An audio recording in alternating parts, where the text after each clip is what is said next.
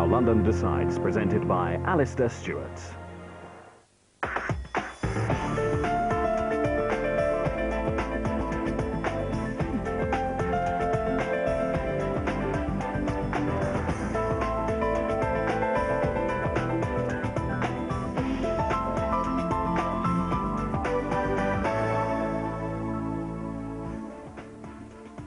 Good evening. After an historic election, counting is now underway to find out who's the first mayor directly elected by the people of London. Now, the result is expected at 6 o'clock tomorrow morning, but according to a poll we've commissioned about voting intentions, Ken Livingstone will become mayor of London, but only after a second-round runoff against Steve Norris. Our friends at the BBC, in a similar poll, reach the same verdict. With me to discuss the mayor, and let's not forget the London Assembly that will also form the capital's new government, are from Labour MP Keith Hill, who's the Minister for London, Susan Kramer, the mayoral candidate for the Liberal Democrats, for the Conservatives, MP Bernard Jenkins, Shadow Minister for London, and helping us put it all into perspective, Peter Kellner, political analyst for the Evening Standard. And joining us from Westminster, Ken Livingstone, the independent candidate and the man who's topped all the opinion polls. But when the counting's done, will he finally top the one poll that really matters? Now, before I come to our guests, let's take a closer look at our poll of voting intentions. The outcome of the first choice votes, 46% of those polled said they'd vote for Ken Livingstone, 14% for Frank Dobson, 23% for Steve Norris, and 11% for Susan Kramer. So, Ken Livingstone short of the 51% needed for an outright win on the first round. He and Steve Norris then go through to a second round. And remember, there were 11 people standing. The focus now is on the second choice votes from the 9 candidates who are out of the race. Specifically, the second choice votes for Ken Livingstone and Steve Norris. Well, our poll also asked about those second choice intentions.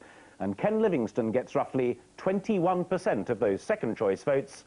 Steve Norris gets 15%. Now, those percentages aren't simply added to the first choice votes, but it does indicate that Ken Livingstone will be elected mayor in the second round. So, time now to get reactions to those indicators, and let's turn first of all to Ken Livingstone. Ken, do I say congratulations and then do you say it's early days, or do you accept you've won? No, we wait and see, because I'm not certain that everybody did cast a second vote. I mean, a lot of Labour people I spoke to, Meg Hillier, one of Labour's candidates for the Assembly, said she hadn't bothered to cast a second vote, she only voted for Frank. So that could start to throw those figures out. I mean, it looks good. It's better to be ahead than behind, but still, until they actually count the votes, you can never be certain. OK. Now, if you have won, you made perfectly clear throughout the campaign to me on a couple of occasions that a victory for you would be a mandate for your policy on the tubes, and that the government would have to listen to that. Do you stand by that this evening? Absolutely, because, I mean, the only candidate supporting the government's line on the tubes was Frank. And the government hasn't been able to mobilise 20% of Londoners to back either its candidate or its policy on the underground. And we face a general election in a year's time. There's pretty bad news coming in from all over the country. I hope Tony Blair will listen to what the people of London and Britain have been saying and decide to make some changes. And the one we most want to see in London, of course, is a cheaper way of funding the modernisation of the tube. But before your suspension, you were a lifelong Labour man. Does it not personally hurt you tonight to have damaged the Prime Minister, the government, and the party that's been your life? No, I think I've no doubt whatsoever. If I hadn't stood as an independent, Steve Norris would be winning the election tonight and winning it comfortably. And if you look at what's happening to the Labour Party over the rest of the country, here in London, effectively, we're being able to avoid the Tories taking this city, and I think that's largely because I stood. If I hadn't stood, Steve Norris would, I'm certain, be coasting to victory now. And your heart's still with Labour? Oh, it always will be, and I hope to be back in the party. I'll certainly be working for the Labour Party in the run-up to the general election and doing what I can to get Tony Blair's second term, because I want to see the policies of regional devolution, which is what the mayor's about, spreading to the rest of England. All right, Ken Livingstone for the time being, thank you very much indeed. Keith Hill, forgive and forget? Well, Ken will be treated exactly like any other person who has been a member of the Labour Party and expelled. Ken made promises to the Labour Party, he let us down, he stood against us, which is against the party's rules, and he'll have to take the same treatment as any other ordinary member of the Labour Party who gets expelled. And I understand that means that he won't be reconsidered for membership for another 5 years. But you'll have to cooperate with him if he's won. Of course we'll have to cooperate. I mean, the government, like any mayor of whichever political hue, ought to be there, needs to be there to represent the best interests of Londoners. And of course the government will want to work with any mayor. And if Ken is the mayor, and it's beginning to look like that on the basis of the polls that we've been seeing, sure, then of course we'll be working with Ken. Susan, an awful lot of people's second choice, but not enough people's first choice. What do you actually read into that, though? Well, I think we're beginning to see Liberal Democrats make a mark now in London. I mean, for us, it's never been a stronghold. The last general election, we really began to get a grip on the southwest of London, that sort of former Tory territory. We've just started into Labour territory. We took the borough of Islington in November. And I think now you're starting to see all over London there's a willingness to think about voting Liberal Democrat. And taking somebody who's given you a second preference and later shifting them up to a first preference, that takes work, but you've cracked the willingness to give you support. All right, Bernard Jenkins, before we hear from you, let's hear from your candidate, Steve Norris. This is what he had to say a few moments ago. We know it's going to be close. I'm not sure how scientific any of the exit polls are. I'm pleased, obviously, that we've done a really good campaign. I think the message about action rather than politics has obviously resonated. Nice to have papers like the Daily Mirror saying, if you've got an essential vote, Norris, let's see what the outcome is in due course. And then he was off to his bed. Bernard, before coming to you, we've just heard that the Conservatives have won the first Assembly seat, Barnet and Camden. What do you make of what you've heard so far? Well, it's, if the exit poll is to be believed, or whether Steve Norris has pulled it off in some extraordinary way, it's a disastrous night for the Labour Party. I mean, the Labour Party in London have been wiped out as far as the mayoralty is concerned, and if Livingstone has won, it's a disaster for London as well, and Tony Blair's left with a lot of egg on his face for making such an almighty hash of this to deliver, possibly to deliver, the greatest city in the world into the hands of a hard left Marxist politician. Well done, Tony. A final objective view from you, Peter Kellner. Initially, you were amongst those who said an independent Ken Livingstone could not beat an official Labour candidate. What's actually happened here tonight? Thank you for undermining my credibility before I've said anything. I thought he was beatable, and I still think he was beatable. I have to say, of all the things Tony Blair has done as leader of the Labour Party for, what, 6 years now, I think this has been the biggest series of tactical disasters.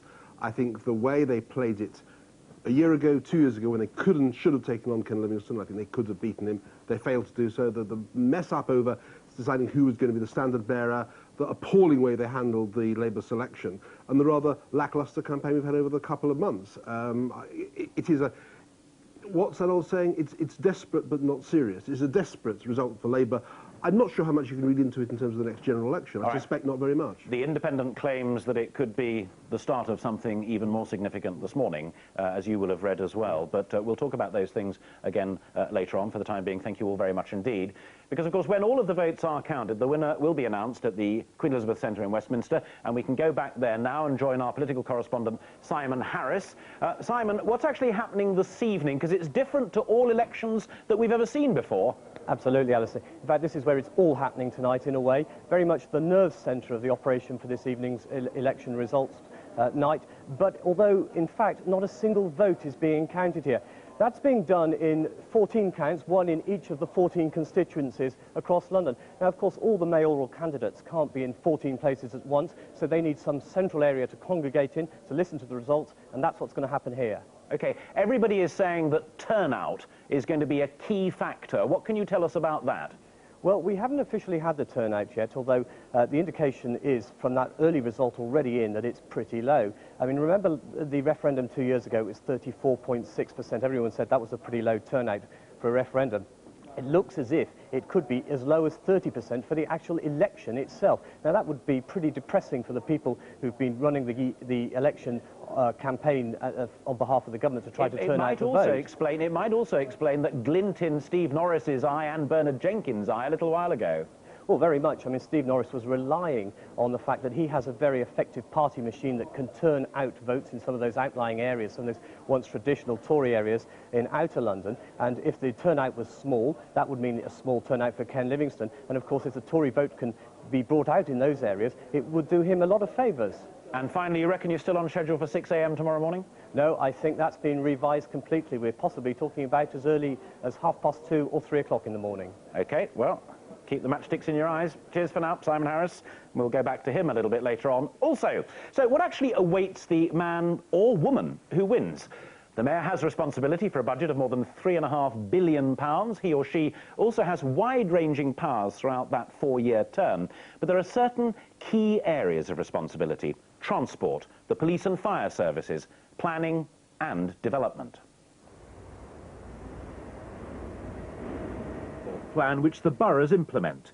The Mayor appoints members of TfL, Transport for London, an organisation managing the Tube, buses, the DLR, Croydon Tramlink and major roads. It also regulates taxis and river services. What's more, TfL can levy charges for driving on certain roads. The Mayor appoints more than half the 23 members of the Metropolitan Police Authority. The authority's role is to provide an efficient and effective police force.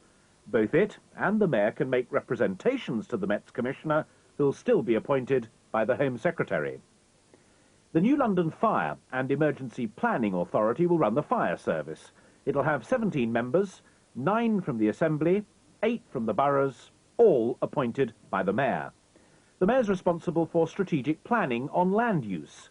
The borough's development plans must conform to this. The Mayor appoints all members of the London Development Agency. Its role covers economic regeneration and development, and the promotion of business efficiency, investment and competitiveness. OK, a little bit more breaking news before carrying on. Southend, an early seat gained by the Conservatives, give them overall control of Southend. At Hartsmith, Thurrock, Brentwood, Crawley and Broxburn, no change, although the Conservatives are taking seats almost exclusively at the expense of the Labour Party. But back to public transport. It is the overwhelming priority for Londoners. Returning now to the poll that we commissioned, we asked, what are the most important issues for the Mayor? 70% of people we surveyed said it was improving public transport. The other priorities: tackling crime, reducing traffic congestion and improving health services. Keith Hill, let's start with transport. Ken said quite clearly to me then, he stands by his guns. Is the future of the Tube now in the sidings whilst you battle it out in the courts? Oh, absolutely not. And I sincerely hope that Ken will not be so foolish as to go to the courts as he's threatened, because this will only serve to impede a process which is designed to benefit Londoners. We are now very far advanced in the preparation for the public-private partnership on the tube system, which is going to yield £8 billion worth of new investment in London's tube system and £5 billion worth of maintenance. Yep, and you think he's got a point, don't you, Livingstone? Oh, well, I mean, that's Ken, I think, is quite open about it, picked up Liberal Democrat policy. I mean, we really have set the agenda, I think, for this entire campaign, which I find fascinating and very positive.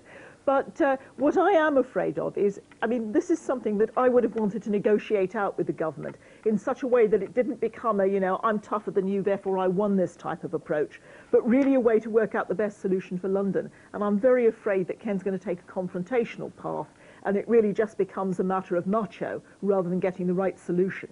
But I do think he's absolutely right. You can keep the Tube in public ownership, and the best way to raise the funding for it is through a bond strategy. Bernard, do you stand on the sidelines and watch them battle it out now, or what do the Conservatives say? Well, let's not forget that the last time Livingstone was in charge of the Tube, he made it a huge publicity fiasco that he finished up in the High Court. Turned out he had the illegal policy. So it's a bit rich if he says he's going to put the boot on the other foot. But unfortunately, the government are in a shambles with their policy on the Tube. They cancelled our investment plans for the Tube. They are spending less money than under the Conservative government on the Tube. And this so-called public-private partnership is still at least a year away. So they're going to spend the whole Parliament, 4 years, messing around with this public-private partnership, having got absolutely nowhere as the investment actually going into the Tube slumps. What a record for Labour to start trying to do battle with Ken Livingstone on that. Peter, is that clash that both Keith and Bernard are talking about there where the real politics of this actually starts? I think the next few weeks are going to be fascinating. I mean, oddly, Ken Livingstone doesn't acquire any real powers, technically, for another couple of months when he and the Assembly actually take over. It's a bit like America after a presidential election. There's a sort of hiatus. But the real politics will begin tomorrow.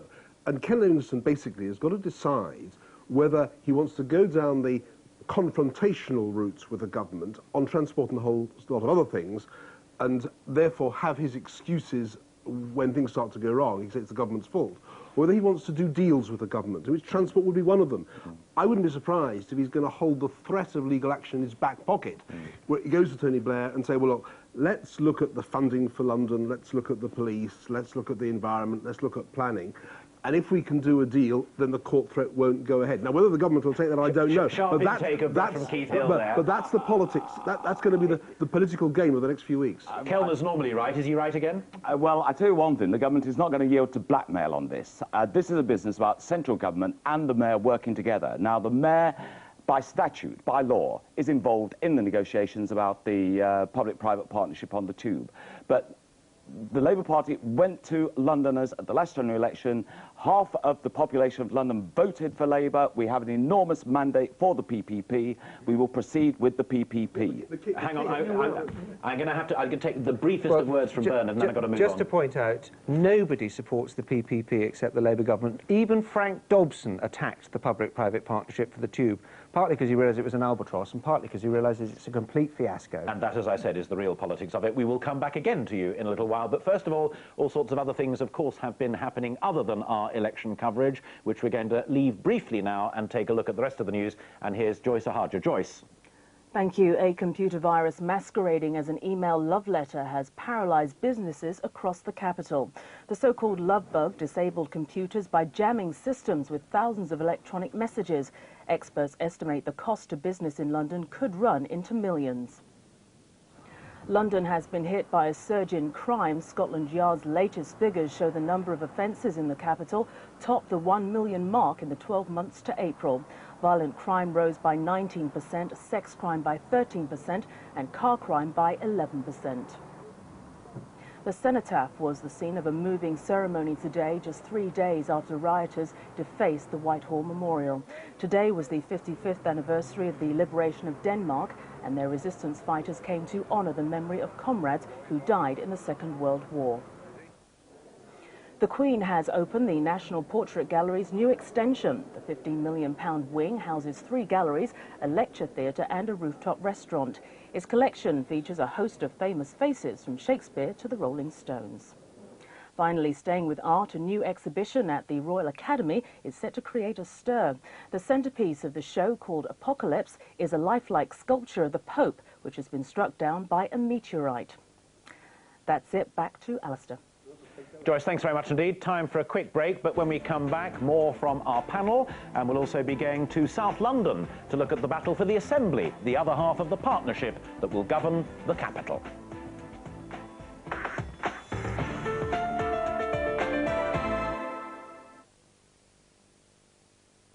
OnMail is the new way to email anywhere in the world through your TV. Green button, down one, and we're ready to type the message. Email's been sent. Oh yes, it says you have email. Ta-ta-ta-ta-ta. It's a non-digital one. Hi, big boy. What have you got cooking tonight? To find out more about OnMail, call 0808 100 0101 now. It's good it's from the wife. It is from the wife. Enjoy a fresh experience at Harvester.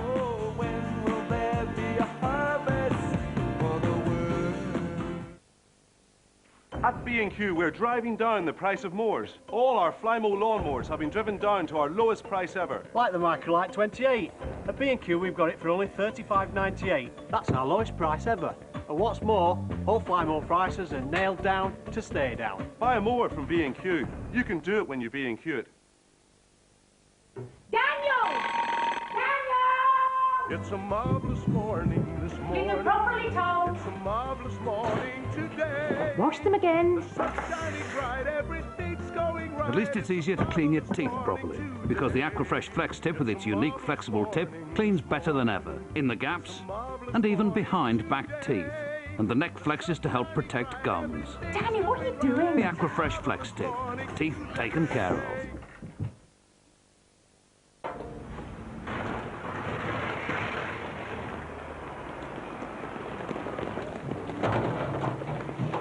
such a waste. So many of you all over the country are doing this year after year. If you pay your home insurance along with your mortgage, you could be chucking your money away until you do this. Switching your home insurance from your mortgage provider to Direct Line could save you up to 30%. So stop wasting your money and call Direct Line on 0845 246 8000.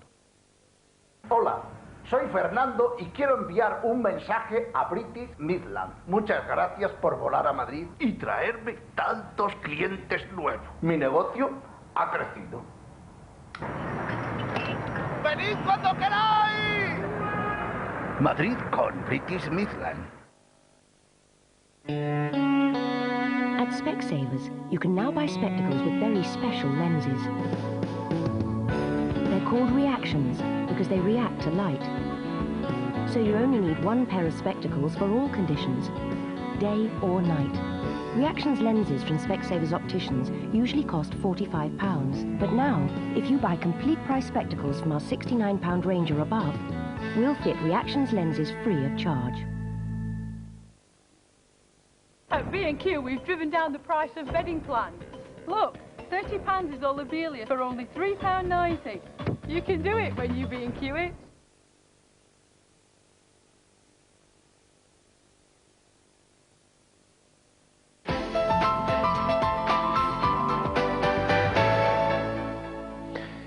Welcome back to a recap of our headline tonight. The votes for mayor are being counted right now. The results expected at 6 tomorrow morning. Our political correspondent says a little earlier than that, perhaps 2 or 3 this morning. But a poll carried out for this programme indicates that Ken Livingstone will be elected mayor of London, but only after a second-round runoff against Steve Norris. Our poll says in the first choice votes, 46% said they'd go for Ken Livingstone, 14% for Frank Dobson, 23% for Steve Norris and 11% for Susan Kramer. Livingstone and Norris would then go through to a second round. The count then concentrates on the 9 candidates who are out of the race and the second choice votes from those 9 that went to Livingstone and Norris. Livingstone gets roughly 21% of those second choice votes, Norris 15%. So Ken Livingstone would then be elected mayor on the second round. And we can go back now to the Queen Elizabeth Centre in Westminster, where the result of the mayoral election is expected to be announced in a few hours' time. Political correspondent Simon Harris is still there. Simon, you've covered this really through every cut and thrust over the last few weeks. What's your own reaction to what our poll is suggesting? Well, I think, first of all, you have to remember that we've only really had one opinion poll throughout the campaign. OK, it's been carried out 3 times, but one opinion poll for the Evening Standard, which always showed Ken Livingstone massively ahead. Now, the big question is, how much damage was done to his campaign by those comments that he made earlier on in the campaign about the World Trade Organization and about direct action, and then that activity we saw at the weekend in London involving the cenotaph? Was there really any damage done there? I think obviously the other thing to consider here is that the real reason that this whole election is going to the second preference has got to be down to turnout. They really were hoping for 60% turnout. They were placing all their calculations on a 60% turnout. It really simply hasn't happened, and it does look as if the turnout might actually be less than the turnout for the referendum when London was asked whether it wanted a mayor, and that really is fairly significant. Well, let's assume that we and the BBC have got it pretty well right. What actually happens tomorrow? Well, we will have the result declared here. I mean, Ken Livingstone's saying he's not counting his chickens, but it looks as if he's going to be the mayor. We'll have the result declared here sometime between 2, perhaps 3, certainly probably not as late as 6 o'clock. And then I imagine Ken Livingstone's probably going to go home, or he did suggest he might go for a swim, but what then will happen is he'll go to the new headquarters of the Greater London Assembly Authority to meet his team of civil servants and then hold a press conference at around about 10:30 in the morning. Simon Harris, thanks very much indeed. Of course, as we've been saying throughout the evening, the mayor is only one half of the partnership that will form the capital's new government, a partnership known collectively as the Greater London Authority, the GLA. The other half is, of course, the London Assembly. The Assembly's got 25 members elected for 4 years. The 32 boroughs and the City of London are combined in groups of 2 or 3 to make 14 constituencies. Now, 14 members come directly from those constituencies. The other 11 so-called top-up members are elected from party lists, according to the share of votes the political parties receive across the whole of London. And to look more closely at the Assembly and for a taster of how the votes for Mayor are adding up, we're now going to one of those constituencies, to South West London, constituency number 10, Merton and Wandsworth. Merton, a Labour stronghold, Wandsworth, a Conservative flagship borough. Gareth Furby is at Wandsworth Town Hall, where the Mayor and Assembly votes are being counted. It looks quite busy behind you. What's actually happening? Well, the strange thing about this election, Alistair, is that you really can't tell at the moment who, if anyone, is ahead. Now, what used to happen about this time was that we had a pretty good idea what was happening by looking at the piles of ballot papers on the tables behind me. But as you can see, all this has changed. What we have now is these rather strange counting machines simply whirring away, doing their business, and all the information, I'm afraid to say, is going directly into a computer. So you come to me now, you probably want to know exactly what's happening, but the truth is, because of this new technology, I simply don't know. We're going to have to wait. And of course, equally new and possibly more confusing is the way the new Greater London Assembly is going to work. But here at least is an attempt to make sense of it. March this year, and in the shadow of Tower Bridge, the architect Sir Norman Foster breaks ground for the GLA building. Sir Norman's headquarters for the Mayor and the Assembly should be ready in 2 years. From here, the GLA will cover all 32 London boroughs and the City of London. The Assembly's powers include providing checks and balances on the Mayor, amending the Mayor's budget by a 2/3 majority, and scrutinising the Mayor's performance, which includes being able to summon the Mayor. The Mayor must also attend 10 question and answer sessions a year at the Assembly, where he or she can be held to account. The Mayor is undoubtedly the stronger part of the overall Greater London Authority, as it's called. The Mayor sets the budgets for all the services, sets policies, and appoints many board members to run these services. What the Assembly will do will be to oversee the Mayor in doing these things, and indeed when it comes to the budget, it will be possible for the Assembly once a year to overturn the Mayor's budget, but only if they could get a 2/3 majority for an alternative budget. Of the 25 Assembly members, 14 are directly elected by the London constituencies. The other 11 come from a pool, with the votes shared out to reflect polling. So the Assembly completes the GLA partnership. Of course, no one yet knows how well this partnership will work. The balance of power is undoubtedly tipped towards the Mayor, but in extreme cases the Assembly could veto the budget, and they can certainly publicise through the media, who will be very interested in this, any shortcomings that they see in the way the Mayor is behaving. Gareth, sorry to interrupt you a little bit earlier on, but Keith Hill behind me was saying it's a very robust and reliable system, but when will it tell the good people of Merton and Wandsworth who their Assembly member is? Well, you might think that this kind of technology is a lot faster, but apparently not. Despite the fact there's only a 36% turnout in this constituency, which is very low indeed, we're being told that the count will take almost as long, and we're not expecting a result until 3 a.m. Back to you. Gareth, thank you very much indeed. Keith Hill, an interesting point, as you well know, in the nomination stakes going way back, not one official Labour candidate backed Ken Livingstone. Will your Labour members of the Assembly now be instructed to work with or against the Mayor if it's Livingstone? They will certainly not be subject to any instruction on this matter, but my guess is that they will want to work with the Mayor. We've gone through a democratic process, like it or lump it. We're likely to have Ken, though I think there's still a bit of a question mark over that. I mean, it's exceptionally low turnout. I mean, who can predict what's happened in this low turnout? But let's assume that it's Ken. The whole structure of the Greater London Authority was set up to encourage a consensual form of government. That's why it's virtually impossible for any single party to have a majority in the Assembly itself. So, of course, we're expecting Labour members, Conservative members, Lib Dems and whoever to work together in the interests of Londoners as a whole. And Peter Kellner, that Assembly has real powers over the Mayor, appointments, budgets, the whole caboose. It's not a bunch of puppets. It's not, but the key thing is the budget setting, because who controls the money controls the policy. And as Tony Travers was saying, it takes a 2/3 majority to overturn the Mayor's budget. Now, the politics of that, important. It means if the Assembly doesn't like what Kevin Livingstone's up to, then Keith Hill's people, the Labour members, Bernard Jenkins' people, the Tory members, They've got to get together, not simply to agree to vote Ken Livingstone's budget down, but they've got to agree, perhaps with the Liberal Democrat members as well, they've got to come together and agree their alternative. Now, could it be that this election is the beginning of a kind of inter-party cooperation we've not seen? Because if we don't get that cooperation, Ken Livingstone holds all the trumps, he will win. Bernard Jenkin, your reaction to that? Well, you've got a situation that's potentially, we will have to wait for the result, and I'm beginning to get hopeful, actually. This very low turnout might turn in an upset, but the mayor is infinitely more powerful than the leader of the GLC ever was, albeit in a defined range of responsibilities. We're going to have to look and see how this works. If this is just another GLC Mark II, it's not going to serve London very well, and I have to say the turnout is very disappointing. I mean, we had Keith here, we were waving balloons in Trafalgar Square saying this is a new era, we're going to have a big turnout. But I mean, there was a huge row about election addresses. Nobody got a proper election address. The quickest of words from Susan Kramer, the politics of cooperation? Well, this is a chance for grown-up politics, isn't it? And I mean, ironically, if your numbers come out right, Liberal Democrats are going to hold the balance of power in the Assembly. And that, I think, is going to be one way to assure we have some sensible thinking, quite frankly.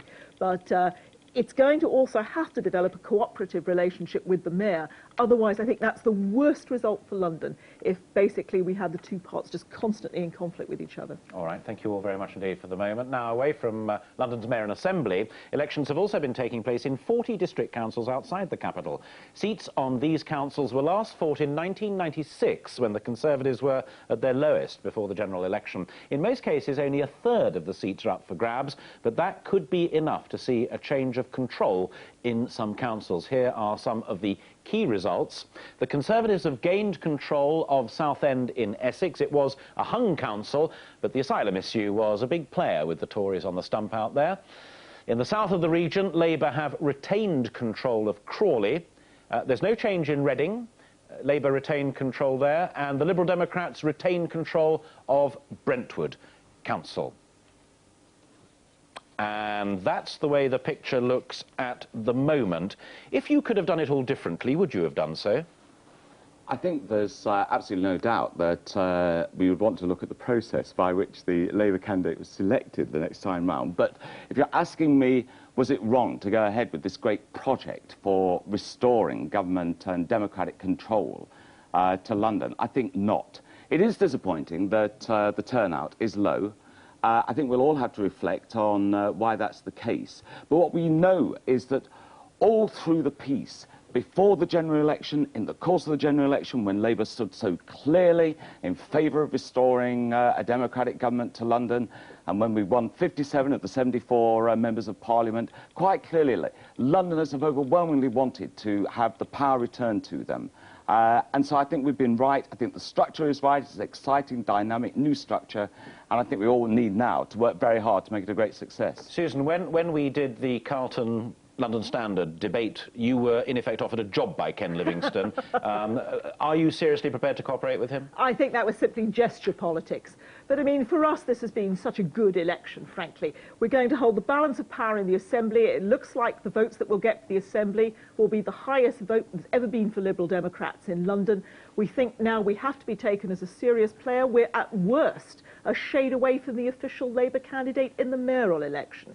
So now we really have set the agenda in terms of the policies. This has been a superb election for us. I'm very happy. A final quick word from Bernard Jenkin. The worm has turned in London, or not quite? Well, we've got the makings of a shambles in this new setup.